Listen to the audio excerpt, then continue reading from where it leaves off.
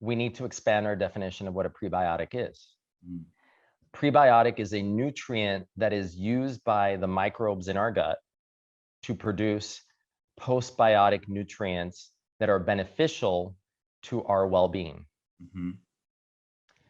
Now, most people, when you say prebiotic, they're thinking fiber, resistant starch, indigestible fiber that's going to stay in the gut.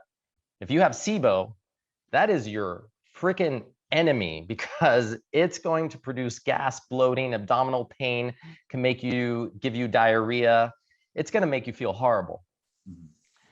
But the true fact is that there's another type of prebiotic that does not cause that. And it's not a fiber. It's a polyphenol. Mm. And two of the biggest research ones are pomegranate extract and citrus flavonoids. And these polyphenols, what they do several things. So one, they are prebiotic, but when they get metabolized, they don't produce gas like fiber does. So for those SIBO patients, you can give them a polyphenol prebiotic and they're going to do okay with it. They're actually going to thrive with it. And the interesting thing that these polyphenols do is that they also link together, so they interlace. So in a patient with SIBO, inevitably has leaky gut.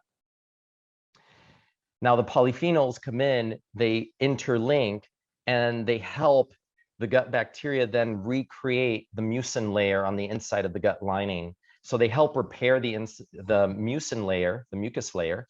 And by doing that, then they help repair the integrity of the gut lining. So they're actually helping to reverse leaky gut while not causing excess gas and bloating, all those uncomfortable feelings. So I think polyphenols are going to be the new hero prebiotic that nobody is paying attention to. Quercetin is in there. I found a study a while back when I was looking at ways to increase Akkermansia, because Akkermansia is a type of bacteria that feeds on, it's called Akkermansia mucinophilia. And philia, we know from Latin, is love. So it loves mucin. It eats the mucin. But if there isn't a lot of mucin, then you're going to lose your Akkermansia. So I was looking at ways like, how can you increase Akkermansia? And I found a study that showed that quercetin helps increase Akkermansia. And that was the first time I realized that, wait a second, you're telling me that a bioflavonoid is actually a prebiotic? So it's an antioxidant prebiotic.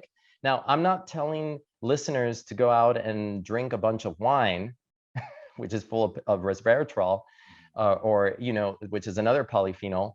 But you can get these in supplements, these pomegranate extracts, and the studies have been compelling in how they help actually increase microbial diversity and improve the gut barriers. I like that you mentioned pomegranate extract in particular.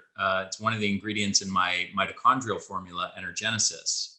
The ellagic acid in pomegranate is converted by specific microbes in the gut to urolithin A, which then is one of the most powerful promoters of mitophagy to improve mitochondrial health. And also blood sugar balancing, and it's a really important postbiotic. And the ellagic acid is a prebiotic.